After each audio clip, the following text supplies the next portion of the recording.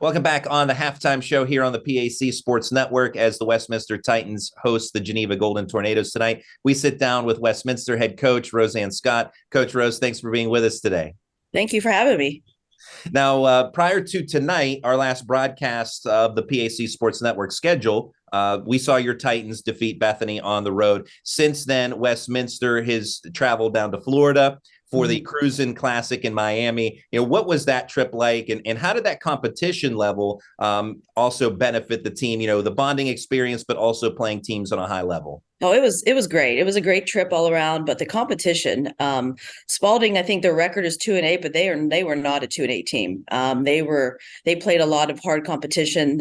They were very good. And then getting that win was huge because we played so well. And then the second half, like they made their run. For the first time this year, I saw our team not blink and about their run and came back and made our run. So it was like the maturity level of them, which I was pleased about.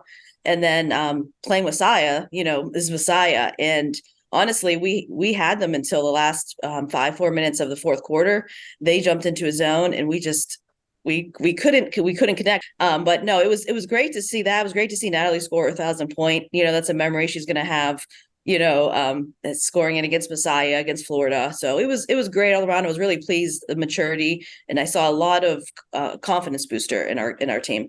It's certainly a great opportunity to build the camaraderie of the group with the seniors obviously already have that, but building that with the younger players as well. Talking about your seniors, you have three terrific players, probably three of the best seniors in the PAC. And Natalie Murillo, you mentioned she just scored her 1,000th, Camden Hergenrother and Lindsay Bell. What's it like to have a core group of seniors like them? It's really special. And not only like they're three great players, but they're three great people. And, I always say you win with people and you win with good people. And, it's just surrounding them and having them be the leaders of this team has really helped.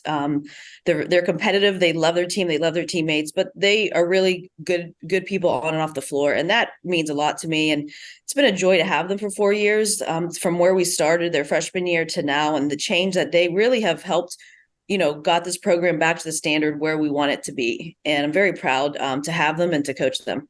And very important to have them because you do have a large group of young players, 5 freshmen and 4 sophomores. How have those seniors taken the young players under their wing, showed them the Westminster way? And I'm sure it helps to have the reigning PAC player of the year and 2 more all PAC players to do that.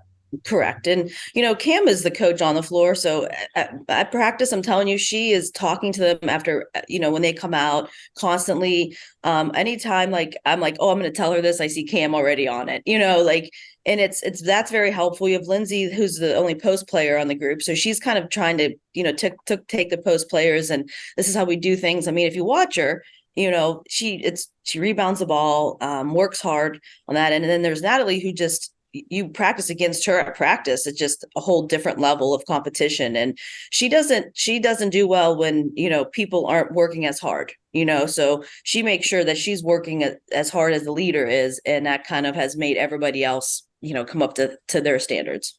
And of the youngsters, 2 freshmen who have really stepped up in the form of Gracie Shrill and Kyla Cervic. How impressive have they been early on?